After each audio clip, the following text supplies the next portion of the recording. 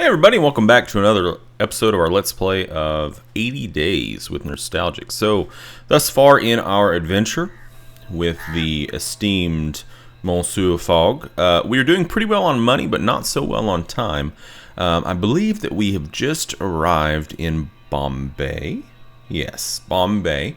We're on day 29. We took a ship to Bombay, and it was like the longest ship ride ever, I'm pretty sure. But on the ship ride, we were treated with some humor in the way of a young lady who was wanting to write a book and her father who was very, very ashamed of her. So just one second while I get an online timer set up so that I make sure that this episode does not go absolutely too long. I'm sure you guys understand.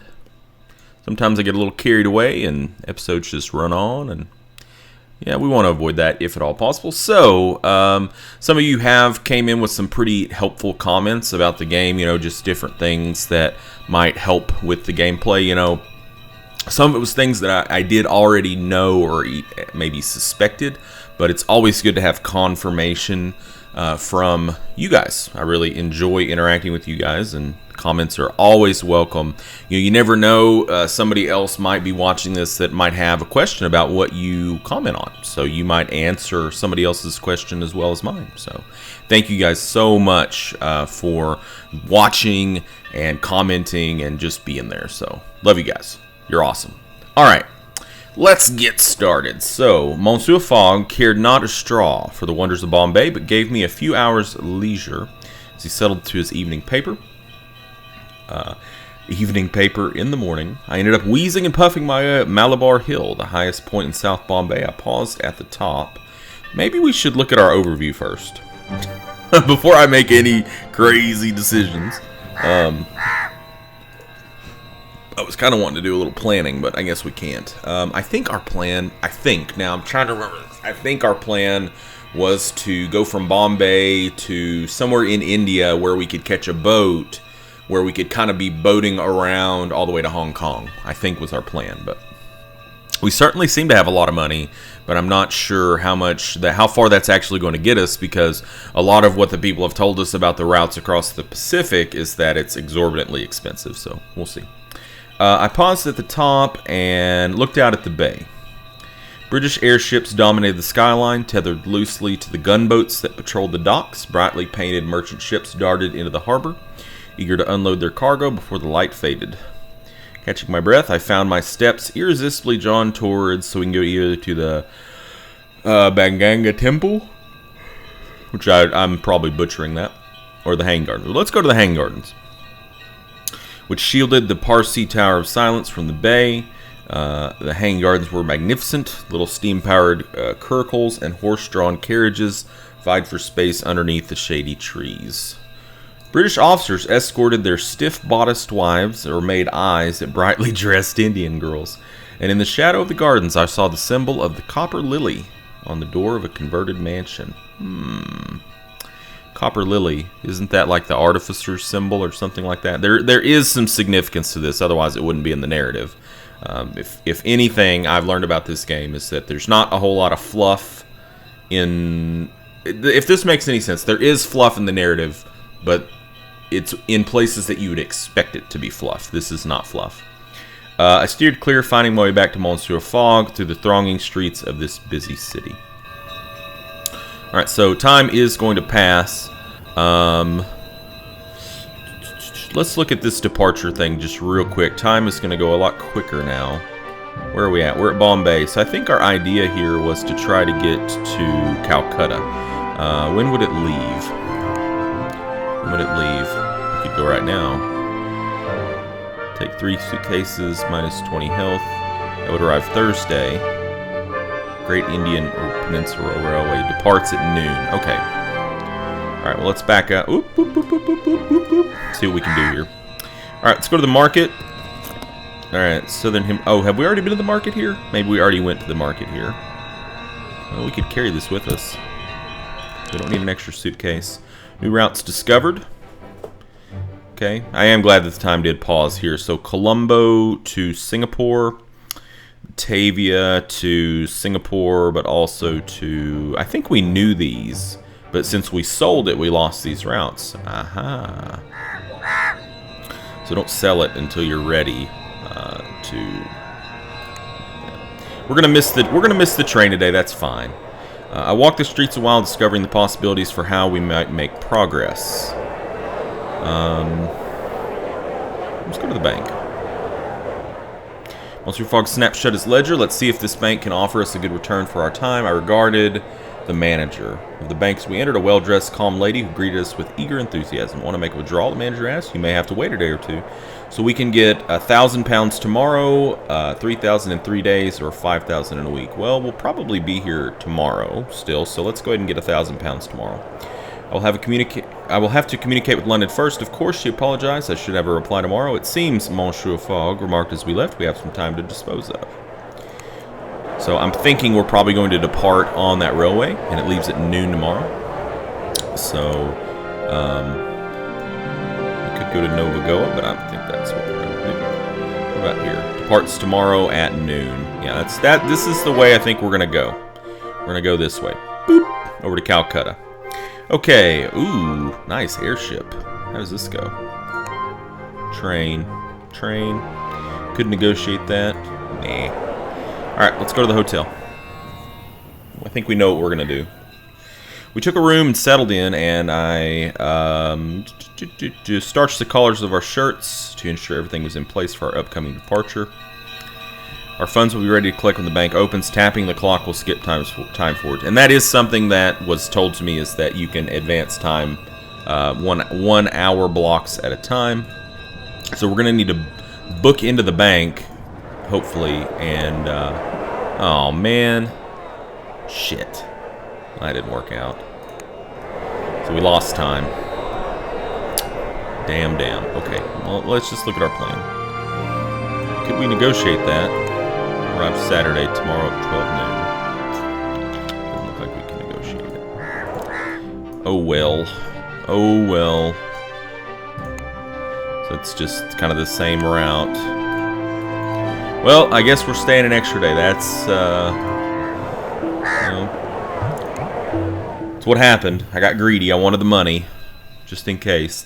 The last light of the evening, I engaged another guest in conversation to find out what I could. Learning that the last bank in Agra had closed. A most interesting snippet. Alright, well, let's go ahead and depart. So that'll get there on Saturday, this will get there on Sunday. Let's just go ahead and embark. 3 suitcases, which is good. High temperatures, but we do have the Panama hat. So we're only going to lose 5, so we're okay. And now we get to see what shenanigans I can get myself into on the trip here. Went with Sir Francis to Bombay Station to buy our tickets through to Calcutta. The clerk who took our money counted it out fastidiously and then recounted it before issuing us a ticket. A ticket to Calcutta, Sahib. 4 days, no faster way in the world. What about airships? Airships are fast. Yes, of course, she replied, still smiling. But they are not as opulent as our train. I look forward to the journey. Yes, good, you will see. You will wake up a new man in Calcutta, Sahib. She gave me an edged smile. I should have known she was lying. But we boarded the train in blissful ignorance of our fate. Oh, God. Oh, God. What have I done? Alright. Greetings, Monsieur Rajesh. That is correct. I wish to check your ticket out again, Passaporto. Well, let's talk about Calcutta to Hong Kong. I've heard you can reach Hong Kong from Calcutta. The subject was steamships. I've heard Vladivostok is linked to Yokohama by Korean trader, but it's slow going. What about Hong Kong to Singapore? I wouldn't believe it. What? I've seen it before with my own eyes. What about Hong Kong to Honolulu? Who cares? But you can pick up harmonicas in Honolulu, extremely valuable in New Orleans. Well, we are going to be trying to go from Honolulu to the U.S., so that's worth of knowing. Let's give him some tea. What can you tell me about Calcutta? Calcutta is famed for its art, literature, and theater. Okay. What about Calcutta to this guy? Picture this place. Did you realize that the quickest way to Guwahati from here is through Chittagong? Well, what about Port Moresby? Talk a lot, don't you? Yeah, I do. I do talk a lot. All right, so we did learn that we can go from Vladivostok to Yokohama via ship. That's really the only thing we learned. That kind of stinks. I'd like to have learned more. The train started with a sharp screech, but entirely punctually. We shared our compartment with Sir Francis. My master made no secret of the circumstances of his journey, and our new friend clearly thought him entirely devoid of common sense. A reasonable judgment, which I personally shared. Indeed, I had rather hoped that Bombay would be the terminus of our journey. We were plainly whirling across India at full speed. Our wager was now in full swing.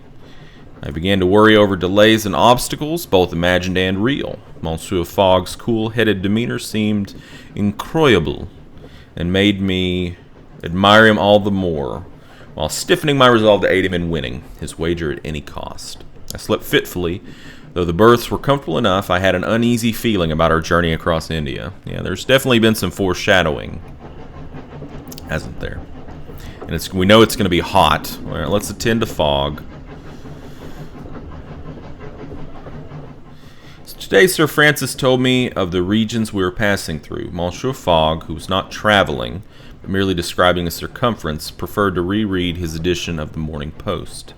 I listened eagerly to his bloody stories of Aurangabad, capital of the Mughal Empire, Emperor Aurangzeb, and the rock-cut temples and ancient caves of Ellora, which had Buddhist and Jain inscriptions, as well as Hindu. Sounds wondrous. Wondrous indeed, and dangerous. Sir Francis shot me a serious look. There are rumors of Kali Bhakts in the forests of Jharkhand. They are devotees of Kali, the red-tongued Hindu goddess of death. I've heard rumors that these devotees have been the cause of some recent disturbances. What kind of disturbances? Sir Francis sighed deeply. They have been murdering travelers, leaving the corpses on display as a grotesque warning to the British Raj. Wow. Have they not been caught? I was indignant that such barbarities were not swiftly dealt with.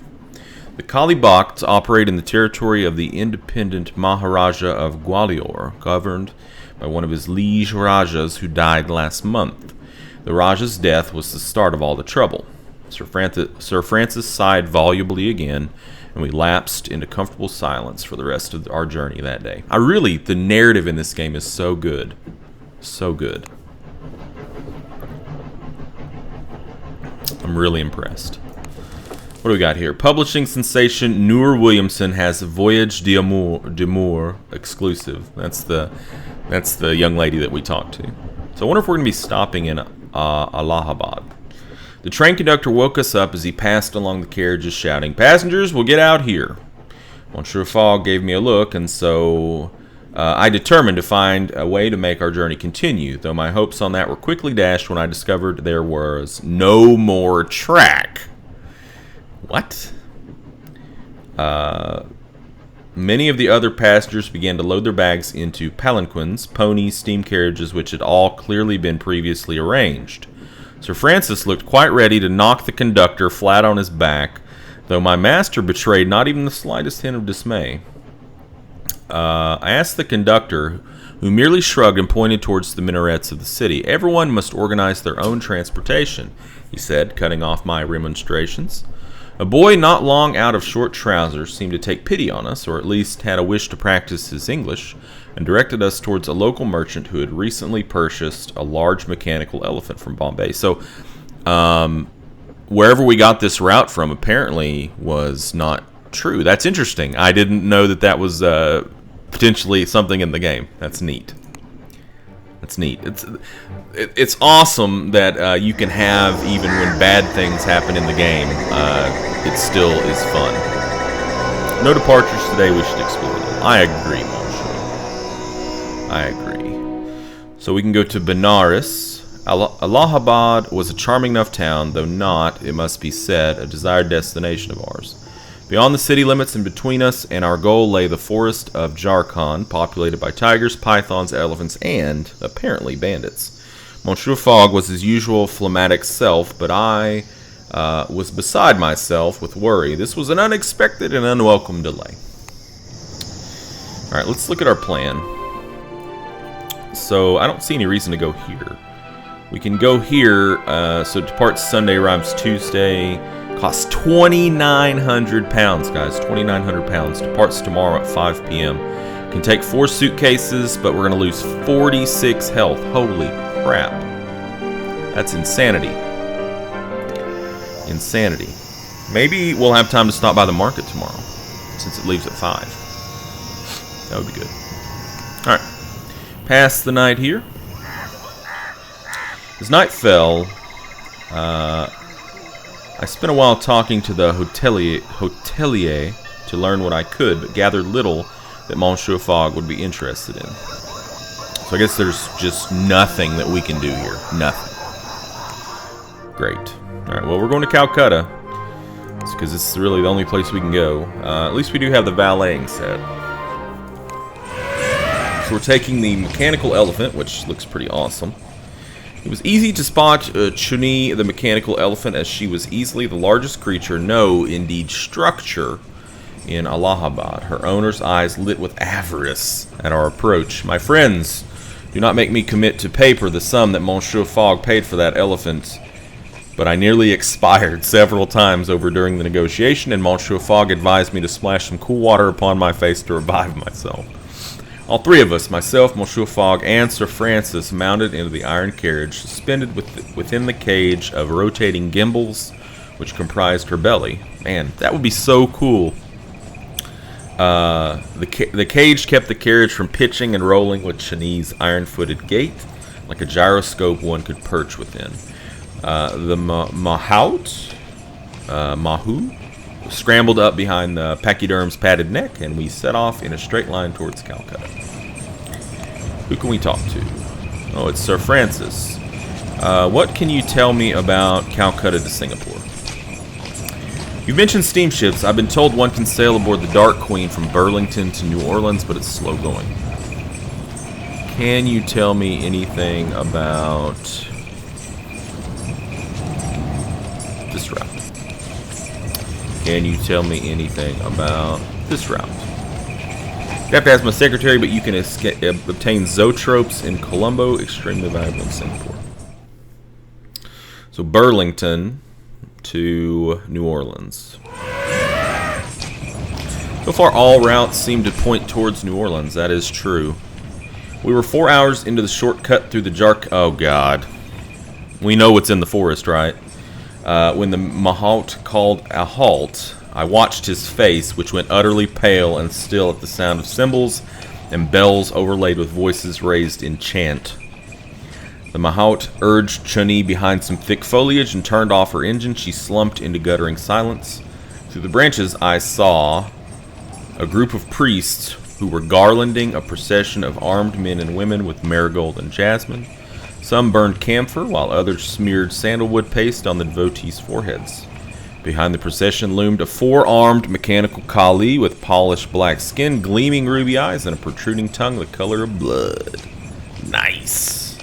She brandished wickedly curving blades in 3 of her arms as she took each piston-driven step, and she clutched a young woman whose head, neck, shoulders, ears, arms, hands, and toes were loaded down with jewels and gems, and whose eyes were thickly cold.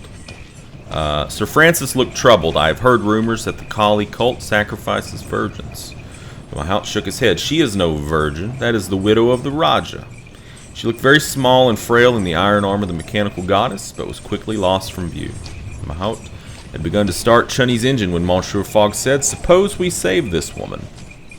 "How exactly?" I demanded with some excitement. "I see only one course." The project he then outlined was a bold one, not to say impractical. Monsieur Fogg was to risk life, or at least liberty, and therefore the success of his tour to rescue the lady. Well, I was ready for anything that might be proposed. As for my master, I perceived a heart, a soul under his icy exterior for the first time. We decided to wait till the early hours of the morning and spirit the woman away from camp when the mercenaries were asleep. Well, this promises to be interesting. Look at all that health we lost there. Right, we need to give him back some health. We crept up on the Kali box as they slumbered in a clearing beside a ruined temple. There were guards patrolling at each corner of the camp. A stealthy rescue would be impossible. I was seized with an admittedly foolhardy notion to disguise myself as a guard. Together with Monsieur Fogg and Sir Francis, we captured a guard whilst he was relieving himself against a tree. His clothes were a loose fit, but serviceable enough in the dim morning light. I stole into the camp with soft, careful steps, but could not help a triumphant grin as I passed by without attracting undue notice. I found the young prisoner huddled in sleep and reached out to her shoulder to wake her. My fingers barely brushed her tunic when I felt my legs swept out from under me. I dropped to my knees, quick as a panther. The woman leapt to her feet and pressed the edge of a gleaming curved blade to my neck. Her lips were drawn in a grin more bloodthirsty than ladylike. "Good morning," she said in cultured English tones. "A pleasure to make your acquaintance. And so we came to be prisoners of a Kali cult in the forests of Jarkon." The woman, Aoda, turned out to be the leader rather than the prisoner of this band of mercenaries. They had risen up against the British after the death of Aoda's husband, the Raja. Despite her fierce appearance, she left me my journal and pen. My documentary efforts seemed to fascinate her. She demanded I read her my recent entries until she came to this one, featuring herself. Her brow wrinkled. "We are not a Kali cult, monsieur. Erase that."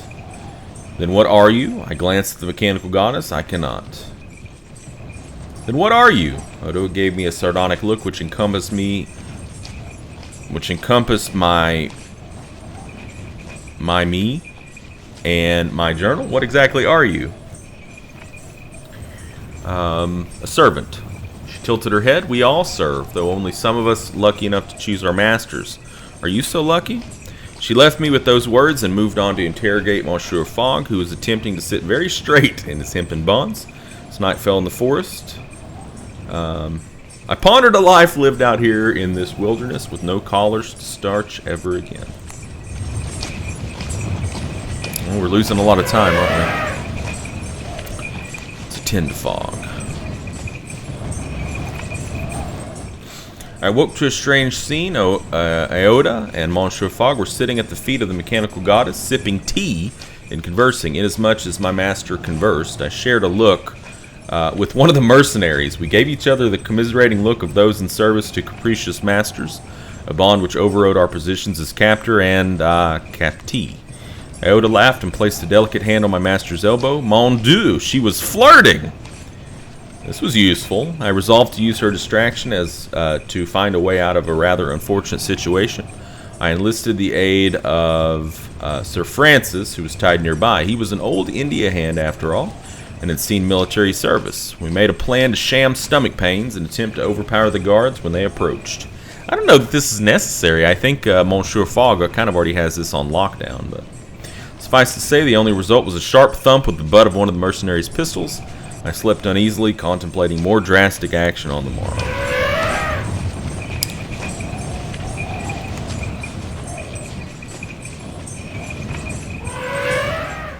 Alright, so I think we're going to put a cut in there on the video, and when we come back, we're going to figure out exactly what's going to happen to us. Are we going to die in the jungles? Are we going to waste all of our time in the jungle, or are we finally going to get out of here? So, thank you guys for joining me, and I hope to see you in the next video. Game on.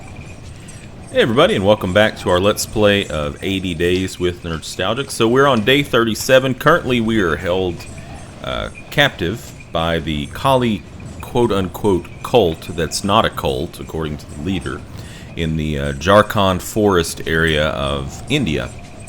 So we're kind of trying to see how we're going to weasel our way out of this situation here. In our last video, we tried to make an escape by feigning illness, and we ended up just getting clubbed with the butt of a gun for our efforts. So we'll see if Monsieur Fogg can get us out of this. When I awoke, Monsieur Fogg and Aoda were nowhere to be found. One of the mercenaries took me to a nearby stream for a wash.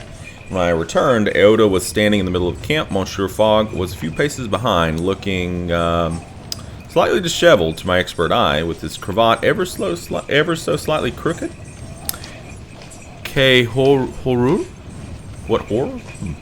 Mr. Fogg has explained your circumstances to me, she said, giving me a nod. I find your wager most amusing.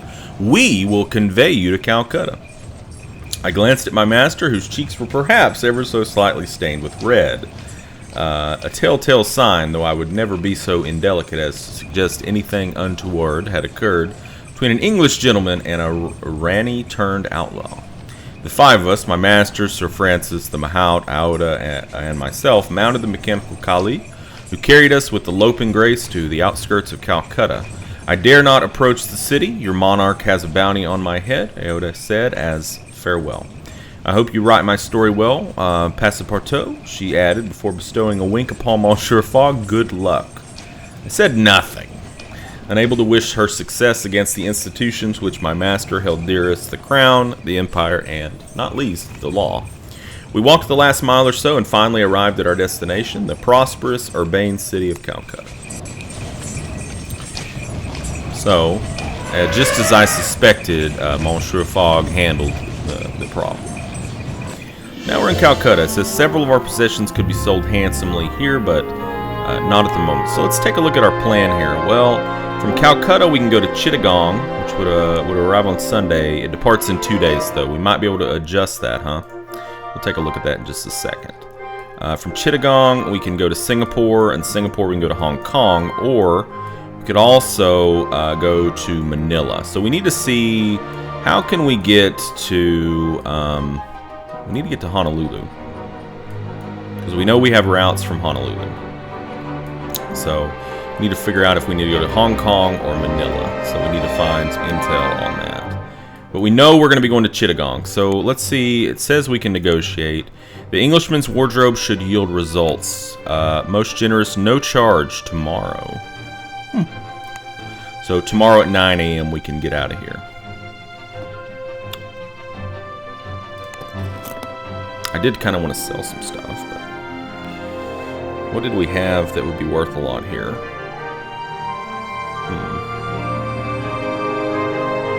I thought there was something. Was the hand mirror? No, that'll be worth in Chittagong.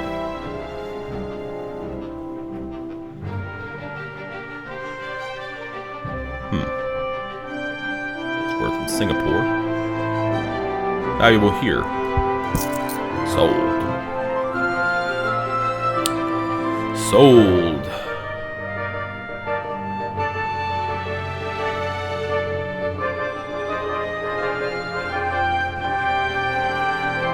Okay, so that's I think that worked out pretty well. Let's go ahead and close the luggage. Pass the night in the hotel. Calcutta was an industrial city which had built its wealth on opium, textiles, and indigo. That was not to say it was uncultured. Nothing compared to Paris, of course, so I steered clear of places of discussion out of homesickness for my home's bustling cafes. I spent my time looking after Monsieur Fogg, plying him with cups of tea and ensuring that he rested well.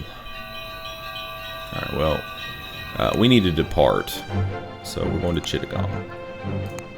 Aboard the SS Thunder. So that's not too bad. We're only going to lose 3 health out of it. We boarded the SS Thunder of the Apcar shipping line on its way to Hong Kong via Singapore. But the smokestacks barely had time to steam off their morning dew before we were approaching Chittagong to pick up more laborers. We made a full stop. We disembarked and made our way into town. We have some stuff we want to sell here, if we can. Alright, so we know we want to sell... What was it? Yes, this. What else did he say? The evening jacket? Yeah, pretty good. We'll sell it.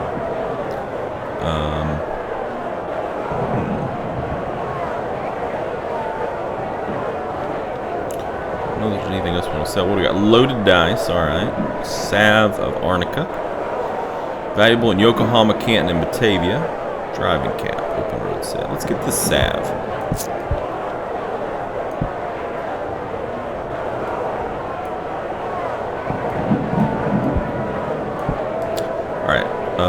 Close the luggage, I think, and I guess we will explore. See if we can find out some more information about some routes. Chittagong to... I didn't catch the name. Chittagong had been under British control for over 100 years, but still I felt the hostility of the Bengalis as they fetched our bags, served us tea, and smiled. Monsieur Fogg remained characteristically ignorant of their anger. It had probably not occurred to him that his porters were even capable of such feelings. It was an odd sensation to be hated so impersonally, and so I took pains to be courteous to the natives of the city, but it had little effect on the tamped-down rage nestled in the corners of their mouths. More prosaically, we had been instructed to visit the visa office, so I hired a mechanical palanquin and was quite happily enjoying the tour when a thundering explosion rocked the city to the west. The streets flooded with soldiers and citizens, roiling in an uneasy mass. I leapt out of the palanquin, my curiosity realizing I'd be swifter on foot considering the thronged streets. Everyone's eyes were fixed on the spiral of smoke rising above the police armory, on the roof of which a man in a pristine white kurta performed a crisp military salute and raised a green, white, and red flag, the flag of Indian nationalists. The people around me began to scream their support, and hundreds of white leaflets fell from the sky. I seized a leaflet, conveniently printed in both English and Bengali. The revolutionaries declared themselves to be the Indian Republic Army and announced their intention to seize the police armory, but also to disrupt the railway and the telegraph office. The oil smoke in the air and continuous explosions indicated the success of their mission. It seemed the revolutionaries had effectively cut off Chittagong. We were trapped. India, man, what a death trap. And the city would, I feared, soon be ablaze. So what are we going to do? Well, look at our plan, I guess. We can't go to Singapore. The route is closed to us. We have to go here to Yadanabon by a monastic caravan. Well, at least we can fit 3 suitcases, I suppose. Alright, what can we do here? Close the suitcases. Guess we'll stay at the hotel. Nighttime in Chittagong was not quiet. As soon as the sun went down, the streets echoed with shouts and cries, the stirring of revolution. I watched from our window and fancied I saw the distant flicker of flames, but Monsieur Fogg went promptly to his bed, declaring, "The British will keep control of the situation, I am certain." Had he forgotten this afternoon's events already? How could a gentleman's memory be so short? Alright, well... Departs before 1 p.m. I think we have time to explore. Well, actually, we're not going to get a chance to explore. Go to the market. Oh, we've already been to the market. There's no point in going to the market. Well, I guess we depart and go here. Alright, well, let's go. It's the only option available to us. I mean, I guess we could have waited around and saw if the situation improved. The British Army had closed down Chittagong's port and set up pickets which prevented travelers from leaving the city. Luckily for us, the colonial governor had made an exception for monks on their way to the Burmese royal capital of Yadanabon for the 5th Buddhist Synod. A sensible decision given the uprising. Interfering with the peaceful monks' religious practice would only inflame the unrest further, perhaps even push tense British relations with the Kingdom of Burma into yet another war. And characteristically, it was my master rather than I who had convinced the monks to grant us passage with them. I confess myself surprised by the magnificence of their transport, a small fleet of carriages drawn by pairs of gilded leographs, chinthas, which belched steam from their jaws. I glanced at my master as we settled into our seats. "Are you sure they are monks?" I asked. A dry laugh interrupted whatever response Monsieur Fogg was about to make as a Burmese monk of middle years climbed in. "The carriages were sent by the King of Burma. They do not belong to us," he explained. "We began to jolt our way out of the city. We own no material goods." "A very generous king," I remarked, being rather suspicious of kings in general and kingly generosity in particular. "He is," the monk agreed affably, and then settled into meditative silence. And so, with such conversation, we left the burning town of Chittagong behind us. Let's tend to fog. Okay. The monks in our carriage began to chant in Sanskrit as the sun moved across the sky. I half drowsed to the calming rhythm of their voices, only waking up when our carriage drew to a halt in the royal city of Yadanabon, overlooked by the hill of Mandalay. "I'm on fine form, but we must make haste. Indeed, we only have 39 days left." well, I guess we'll stay at the hotel. Hopefully there's a route away from here. Yadanabon was thronged with Buddhist monks and believers who had flooded the city to attend the 5th Buddhist Synod. They meditated, conversed, and drank endless cups of tea in the many free travelers' shelters, Zayats of the royal capital. I went looking for transportation, locating a rack of chinthas for hire outside of one of the Zayats. Where do you head? I asked, and the driver shrugged. South or north? Where to? Pangsal, Rangoon, he shrugged. Where do you want to go? London. Those will do for now, I replied, and I turned to leave when the smell of cooking distracted me. I hardened my heart against it and returned to find my master. So we can go to Pangsal or Rangoon. I think we go to Rangoon. What time does it leave? Arrives today, departs at 8 a.m. We gotta go. We gotta go. I'd like to explore, but we gotta go. We hired a Chinth driver to take us to Rangoon. The woman drove in silence, perhaps, determined to maintain a professional relationship. Clearly, she had never encountered a passenger quite like Monsieur Fogg before. Tend to Fogg. A shaped mustache. Excellent. Excellent. We arrived without incident into Rangoon as the sun was setting. I think we got some stuff that we could sell here. The magnetic compass, huh? Alright, well, we'll stay in the hotel. Rangoon still bore the marks of its capture at the hands of the British in the last Anglo-Burmese War. So I intended to make as much as I could of my French accent while I was here, but even such a course could not save me. I had taken a mere 2 steps from the veranda of our lodgings when an enormous shadow darkened the street. There was a grinding shriek and hot breath, and then I was seized in a great iron claw. A claw? In all my travels, I had not expected such treatment. The ground fell away in a dizzying rush. The automaton was not flying precisely, but rather leaping, with a powerful bunching of hydraulics and gears.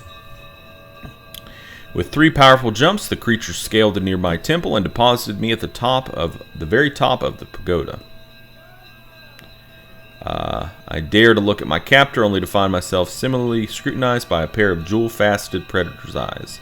The automaton was an enormous gilded iron lion with a heartbreakingly human porcelain face and torso. Worse still, it could speak. I am Manusia? Said in a grating rumble, and you are in my city, Jean Passepartout. You know my name? I demanded, my distaste for my Christian name overriding my fear. I know every creature that comes here. I am the protector of this city. I know the whys and hows of every creature that passes through my domain, but your purpose is a mystery. We are simply passing through. Simply. Manusia ground its iron teeth together. There is nothing simple about you, Jean Passepartout. What do you mean? I demanded. What do you know of me? Everything, purred the creature. You are more than the sum of your parts, as am I, or as I am.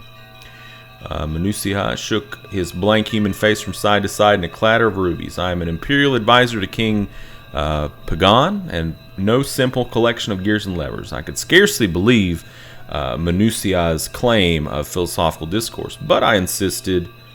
Who is your master? I am an imperial advisor, Manusia emphasized. I have no master but myself, and possibly Buddha. You are free? I am more free than my oil-blooded, steam-driven, iron-bodied brethren, the automaton allowed, and so I am in a position to uplift them.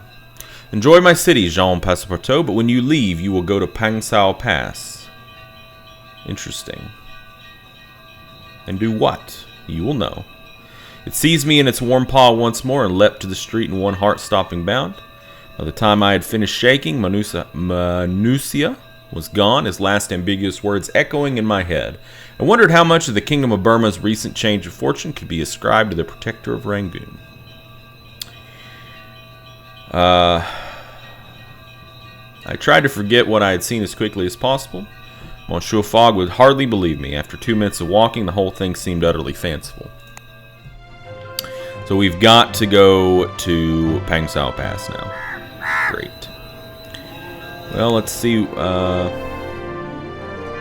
Parts at 8 a.m. Well, I guess we go. Wow, cool. Flying. We had stuff that we wanted to sell, but you know what? Time is of the essence. The next morning, we stepped onto the street to find a gigantic bronze and steel bird waiting for us. It bowed its head and held out a claw for our luggage. I loaded its grasp and we stepped forward.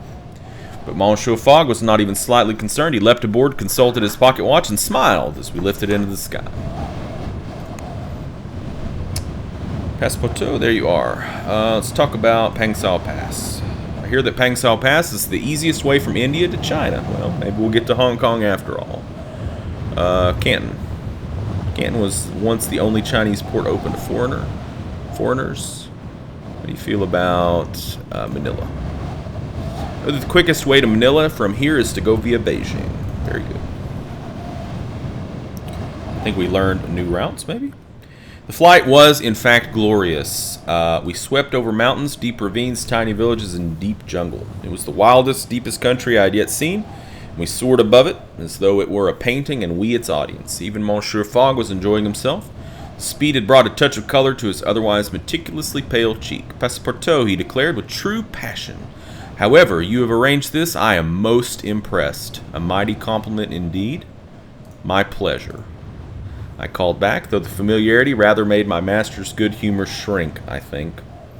We landed in Pangsao Pass under cover of darkness. The bird let us down gently, dropped our cases, and then wheeled away dramatically to the sky. Excellent progress, Monsieur Fogg remarked. But I could not help remembering Manusia's words and feel certain there was a price yet to be paid. We will have to sleep here and explore in the morning. Well, fair enough. Fair enough, sir.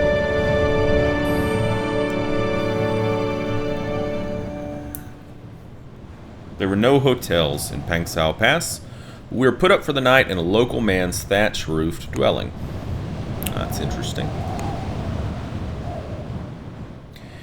There was a mood of grim celebration when we arrived at Pangsao Pass. A man by the name of Captain Chalmers had captured Surya, a notorious Indian revolutionary, responsible for some of the recent disturbances in Chittagong. Would you like to come with me to interrogate the man? Captain Chalmers asked genially. I cannot trust the natives to guard my back.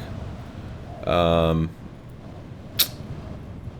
a seat of my own gentleman, I replied. He waved away my refusal. We must know the names of his fellow conspirators. I will do my duty to find them out, even if you will not.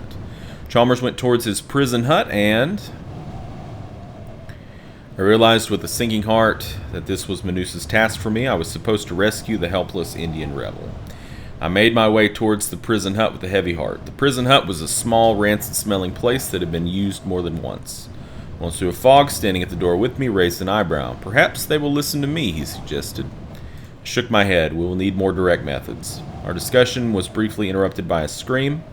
I will, Monsieur Fogg began. Keep a lookout, then. I nodded and slipped around the back of the hut. There was a pile of dry firewood stacked against one wall underneath a window.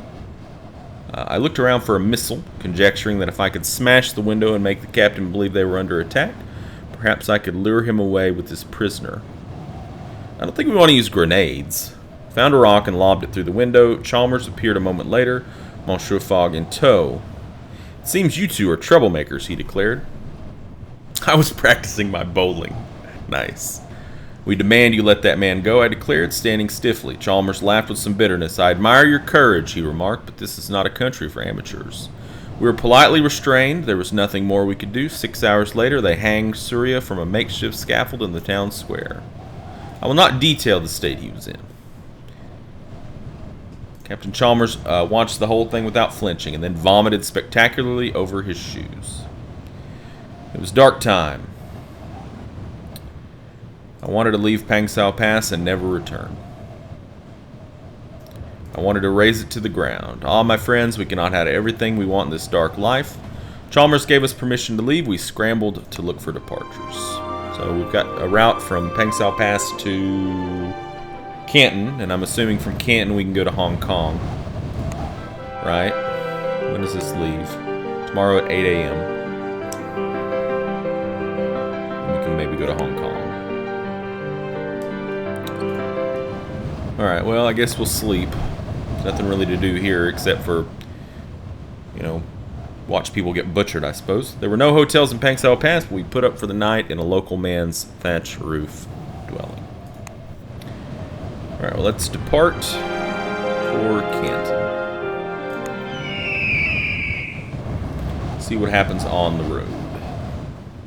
We boarded a Garuda, an eagle-like flying automaton the size of a small airship, bound for Canton. Captain Chalmers came to wave us off, but I could not look him in the eyes.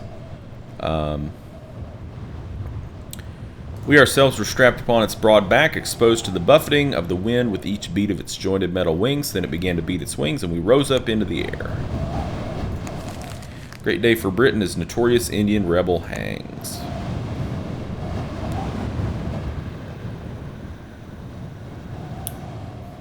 Thankfully, there were sleeping berths inside the Garuda's hull and other conveniences besides, but we all had to take turns upon the beds and sleep in shifts.